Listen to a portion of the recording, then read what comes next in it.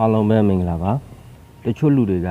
ဘဝတိုးတက်ရေးအတွက်အုံနောက်ကိုဦးစားပေးတယ်တချို့ကနှလုံးသားရဲ့နောက်ကိုလိုက်ကြတယ်ဒီနေ့မှာတော့အုံနောက်နဲ့နှလုံးသားတို့ရဲ့အစွမ်းထက်ပုံဘယ်ဟာကိုဘယ်လိုအသုံးချရမလဲဆိုတာကိုကျွန်တော်ဒီဗီဒီယိုမှာပြောပြပေးသွားမှာပါနံပါတ်1အုံနောက်ကိုရှင်သန်မှုရဲ့အရှင်သခင်လို့တင်စားခေါ်ဝေါ်ကြပါတယ်အုံနောက်ကအမားအမှန်တို့ကိုခွဲခြားပြတယ်တွက်ချက်ပေးတယ်အန်ဒီရဒီကြားမှာကာကွယ်ပေးတယ်ဘုသူတ္တတို့ကိုမှတ်သားပေးပါတယ်ဒီနေရာမှာကျွန်တော်တို့ရဲ့နှလုံးသားကတော့ကျွန်တော်တို့ရဲ့ feeling ခံစားချက်ကိုကိုးစားပြုပါတယ်။ဒါအပြင်ကျွန်တော်တို့ရဲ့နှလုံးသားကချစ်ချင်းမေတ္တာသနာကျင်နာမှုနဲ့ခံစားချက်တွေကိုပေးပါတယ်။ဒီအကြောင်းတွေကတာမန်ကျွန်တော်တို့သိရှိပြီးသားအကြောင်းအရာတွေပဲဖြစ်ပါတယ်။ဒါကြောင့်လည်းတချို့လူတွေကအမားအမှန်ကိုခွဲခြားပြတဲ့အုံနောက်နဲ့ပဲဘဝကိုရှေ့ဆက်ကြပါတယ်။ဒီနေရာမှာမေးစရာမေးခွန်းတစ်ခုရှိလာပါတယ်။ကျွန်တော်တို့ရဲ့အုံနောက်ကတွက်ချက်ပေးလိုက်တဲ့အရာရာအောင်မြင်ပါသလား။ဟုတ်ပါတယ်။အုံနောက်မှာလည်းတစ်ခါတလေ data မှာယွန်းတဲ့ပြဿနာရှိတတ်ပါတယ်။တွက်ချက်မှုမှာတော်ပင်မဲ့အချက်လက်အမားတွေကိုယုံကြည်မိတဲ့အခါမှာတိတ်ကိုလမ်းမစီဥဆောင်သွားနိုင်ပါတယ်။နောက်တစ်ခုက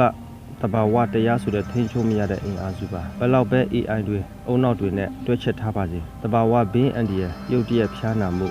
စတာတွေနဲ့တွေ့တဲ့အခါမှာကျွန်တော်တို့ရဲ့အစီအစဉ်ဟာတစ်ခဏအတွင်းမှာပျက်စီးသွားတတ်ပါတယ်။ဒါကြောင့်အုံနောက်ကတော်ပင်မဲ့လောကကြီးရဲ့မမြင်နိုင်တဲ့အပြောင်းအလဲတွေကိုတော့မရှိနိုင်ပါဘူး။ဒါကြောင့်အကောင်းဆုံးတွက်ချက်ပါဒါပေမဲ့ဖြစ်မလာတဲ့အခါမှာလည်းအရာရာကိုလက်ခံနိုင်တဲ့နှလုံးသားနဲ့ခံနိုင်ရည်ကိုမွေးမြူထားရပါမယ်။ဒါဆိုကျွန်တော်တို့နှလုံးသားဘက်ကိုလေ့လာကြည့်ရအောင်ပါ။ကျွန်တော်တို့ရဲ့စိတ်နှလုံးသားဟာခံစားမှုတက်တက်ပဲမဟုတ်ပါဘူး။သိပ္ပံနည်းကြရောစိတ်ပညာအရာရောကျွန်တော်တို့ရဲ့နှလုံးသားမှာအုံနောက်ထက်သာလွန်တဲ့မမြင်နိုင်တဲ့စွမ်းဆောင်ရည်တွေအများကြီးရှိပါတယ်။နှလုံးသားရဲ့မမြင်နိုင်တဲ့စွမ်းအား၃ခုကိုဖော်ပြပေးချင်ပါတယ်။နံပါတ်1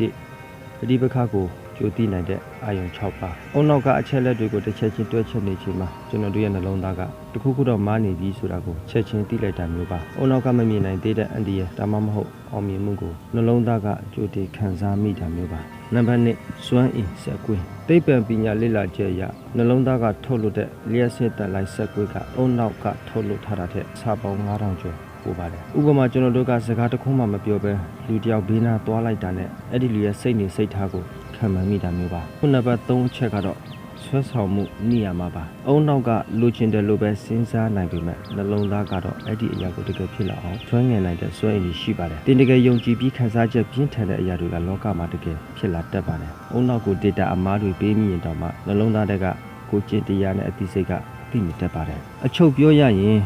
အုံနောက်ကတိတ်ကိုလမ်းမမအောင်ထိမ့်ပေးနိုင်ပြီးနှလုံးသားကတော့တင့်ကိုအဝေးဆုံးရောက်အောင်တွန်းပေးနိုင်ပါတယ်အုံနောက်တစ်ခုတည်းနဲ့လက်ညှိုးမှုနောက်ကိုလိုက်ရင်ဘဝက6တွေ့နေတတ်ပါတယ်နှလုံးသားတစ်ခုတည်းအလိုကိုလိုက်မယ်ဆိုရင်လည်းဘဝကလမ်းမလမ်းပြောက်သွားတတ်ပါတယ်အဲ့ဒီတော့အုံနောက်ကိုစတီးရတိုင်းလိုသဘောထားပြီးနှလုံးသားကိုအင်ဂျင်နီယာမှာထားပါအင်ဂျင်အားကောင်းလေစတီးရတိုင်းကိုတေချာကင်တွယ်ရလေပါပဲမိတ်ဆွေလည်းအုံနောက်ရဲ့မှကလည်းလမ်းညှိုးမှုနဲ့နှလုံးသားရဲ့စွမ်းအားကိုပေါင်းစပ်ပြီးတော့ဘဝမှာတိုးတက်အောင်နိုင်တဲ့ဘဝကိုပိုင်ဆိုင်နိုင်ပါစေလို့ကျွန်တော်ဆုတောင်းပေးပါတယ်အပြုသဘောဆောင်တဲ့ဝေဖန်အကြံပြုချက်များပေးလိုပါကလည်းဟော့မှန်မှာကျွန်တော်ဖိတ်ခေါ်ထားပါတယ်ဒီလိုအကြောင်းအရာလေးတွေကိုဆက်လက်ဆွေးနွေးလေ့လာဖို့အတွက်ကျွန်တော်ရဲ့ channel ကိုလည်း like and subscribe လေးလုပ်ထားပေးခဲ့ပါအားလုံးကိုကျေးဇူးတင်ပါတယ်